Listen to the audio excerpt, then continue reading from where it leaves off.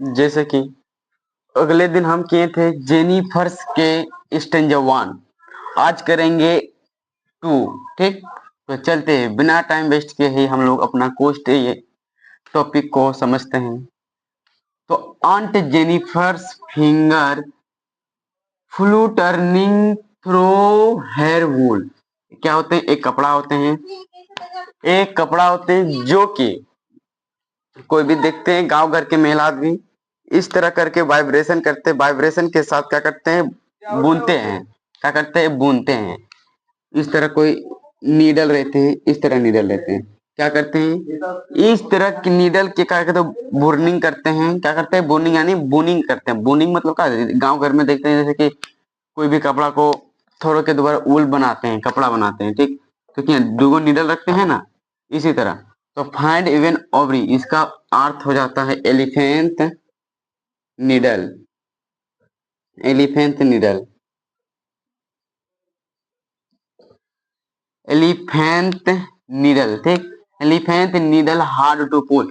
जब वो दोनों सुई को क्या करते? दोनों सुई को जब पुल करते, खींचते, तो खींचते तो उतना हार्ड लगते हैं, उतना हार्ड लगते हैं कि दांत, जो एलिफेंट के दांत जितने हार्ड है उतने हार्ड लगते हैं। जिससे कि एलिफेंट के कितने दांत, जैसे कि जितना हार्ड लगते हैं उसी तरह दांत इसको हार्ड मतलब खींचने में लगते हैं। जैसे नीडल, नीडल वही सुई, हाथी के जो दांत के सुई होते हैं उसी को। ठीक, the massive weight, the massive weight weight of the uncle wedding. Wedding को मतलब पता है आप लोगों को क्या होता है? बरात श्राद्ध शादी ब्याह में जितने कुछ होते हैं, बैंड, बैंड का मतलब होता है, बैंड मतलब वही शादी ब्याह का जो होते हैं। तो the massive weight of uncle wedding band का अर्थ होता है जो कि जैसे देखते हैं कि कोई अगर शादी ब्याह हो तो थमा देते हैं किसका हाथ में, कि उसी का हाथ में रह जाएगा। ठीक, तो उसी का हाथ में रह जाएगा। तो massive Beth, the seat heavily open, किसके हाथ में?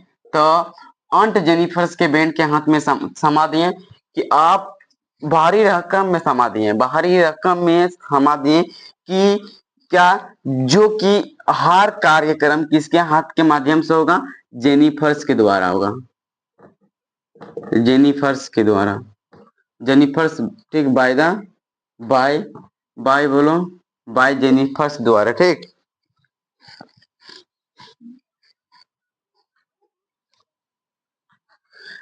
चाचा का क्या ना, चाचा का है ना, चाचा का बोझ। ठीक, चाचा का बोझ शादी ब्याह का कितने किसको करा दिया? जेनिफर्स को। ठीक, तो वर्ड मीनिंग इसमें एक ठो है, वर्ड मीनिंग इसमें है फ्लू टर्निंग वाइब्रेशन होता है। यहाँ क्या कर रहे थे? यहाँ जब उसको बोल रहे थे इसको हाथ क्या कर रहे थे? वाइब्रेशन कर रहा था। क्या कर रहे थे? वाइब्रेशन मतलब यानी हाँ कांप रहा था। ठीक, मतलब कांप रहा था। मान लो कोई टीप रहा है, ठीक, इस तरह करके टीपता है, इस तरह करके, तो वाइब्रेशन जैसे कांपने लगता है। किसका? इसका चाची का। ठीक, तो चाचा का क्या बेडिंग में जो था उसको थमा दिया था बेड में, कि मतलब बेडिंग में, बेडिंग का जो जितने कार्यक्रम है थमा दिए थे किसको? जेनिफर्स को। तो अब क्या करेगा जेनिफर? तो अब अपना कार्यक्रम को तो निभाएगा ही, कोई थोड़ी ना छोड़ेगा, क्योंकि बहुत भारी होता है ना, मतलब भारी होने के बाद नहीं, बहुत बोझ होता है। ठीक, इसका फिर अर्थ होता है आई। ठीक, आइवरो का,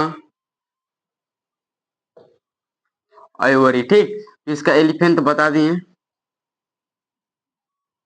एलिफेंट, एलिफेंट का क्या होता है? एलिफेंट के दांत की जैसे कि जितनी सुई नीडल जितना मजबूत है उतने मजबूत से उसका जो खींचने में लगता है बल, उतने बल कार्य मतलब बल लगता है, बहुत हार्ड लगता है। ठीक, द मेसिव, फिर से एक बार कर देते हैं, पूरा से एक बार करते हैं, शुरू से करते हैं, सिर्फ समझाने के लिए। ठीक, जेनिफर द टाइगर थे फ्लोटिंग। ठीक, flu turning the throw hair wool. ठीक, जब टिप रहे थे उसमें वाइब्रेशन हो रहा। ठीक, हो गया।